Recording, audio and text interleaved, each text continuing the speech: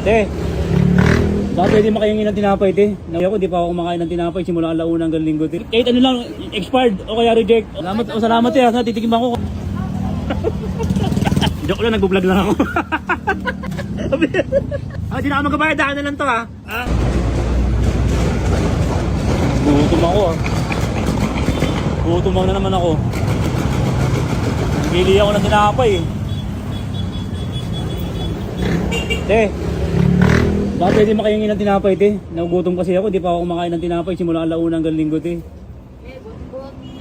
Te, kahit ano lang, expired o kaya reject o kaya mga ano na tinapakatapakan na gan.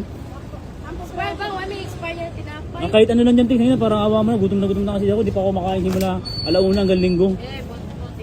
Ano yung dito talaga, tinagugutom talaga ako. 10 piraso na tinapay. Kahit ano lang, te, kahit ano mapusuan mo sa akin, kahit inaamag na, tinapakatapakan. Bahala ka na kung ibigay mo sa akin, te. Salamat, te. Ang bait mo naman. Salamat, te. Titikim ako kung masarap tinapay mo dito. Salamat, te, ha. Anong flavor to, te? Ube. Ang sarap ng ube sinyang luto. Panadero, salamat. Panadero sa inyo sa panadero. Sarap din ka na, ha. Sarap, po. Ang sarap na tinapay mo, te. Abel tayo. Salamat.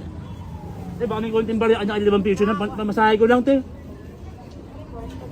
Ha? Wala ka? Wala, Bisaya ka? Sige.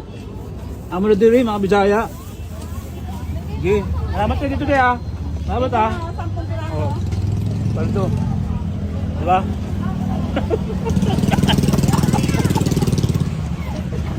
Sige, balikan natin. Ano, te. Joke lang, nag-vlog lang ako.